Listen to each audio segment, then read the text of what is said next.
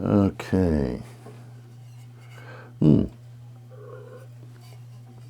Oh, lemonade.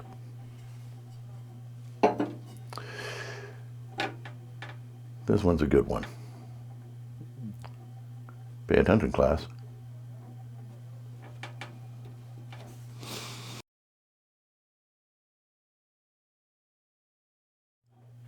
Greetings and felicitations again, my fellow perceptive purple people. I wanted to take a few moments to talk with you about rabble-rousing media on both sides of issues pushing people away from each other. This ain't anything new, really. The use of the media of the day to rouse the people regarding a given issue has historically been common. Although nothing is different on that front, there have been few changes that you should now start considering, if you haven't already, when making your information access choices. No, I'm not about to go into some in-video advertisement for some news media balance reporting app or site. Quite the opposite, really. We're going to discuss how to not need one of those services by being able to see through the bullschnitt spins on either side to get to those precious nuggets of accurate information that you need to be able to make those informed decisions that Thomas Jefferson wanted for our country's voters to be able to make. Now, in spite of my tendency towards long-windedness, we're going to try to keep it short here, so here you go. Oh, before I continue, you may want to check out any one of our videos on the subject of keeping balance in a spun media world report, but I'll summarize it again in this one.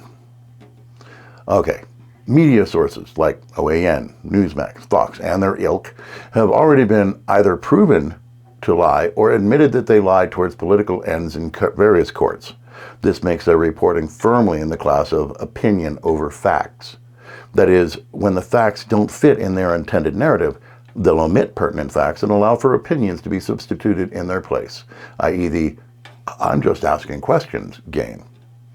Similarly, media sources such as MSNBC, CNN, and the like will do similar tricks, but not yet to the level where they could get caught up in court for any actual lying. Although the facts tend to be more accurate in these sources, they are also covered over with reactions, experts, and other talking heads to quickly spin the conversation towards whatever impression they want to make upon their audiences. How can you tell when a given media outlet is more interested in rage baiting than informing? Look for the emotional impact words in the stories, but especially in the headlines. This is your first great clue as to how the story is going to be presented. Since the headline is made up by the media outlet, it is not subject to any real fact-checking and can express opinion freely, though surreptitiously. Beware of hyperbole, gross exaggeration, and other signs of imbalanced reporting. That is, reporting with an agenda other than simply relaying the facts as they stand. An example? How about so-and-so destroyed, or some other hyperbolized claim by whatever. Basically, any video thumbnail, headline, or other titling that is more intended to cause an emotional response over intellectual interest by informing you about the contents therein should be a huge red flag. This brings us to another, more balanced sources, such as the Associated Press, Reuters, or similar outlets who tend to stress the facts of a given issue over any opinions, and most of the time, are good basic sources. This is because these sources tend to be the base sources used by many other media of different bases for their own reporting. Thus, they have to be more of a balanced source of news to begin with. Their business models are simply not directed towards public emotional engagements with them, so they tend to keep it to straight reporting. Also, and similarly, the more local to a given incident a given media source is, the better information you'll tend to get.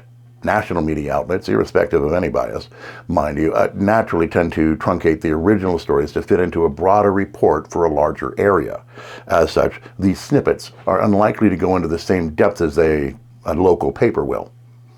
So here you go, a few clues on what to look for when dealing with media and news sources to help cut through the hype and get to the balanced reporting and facts. 1.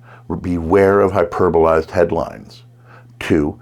Keep to base source material outlets. Combined with 3, use sources that are as close as possible to the given issue to get details that the big guys will miss.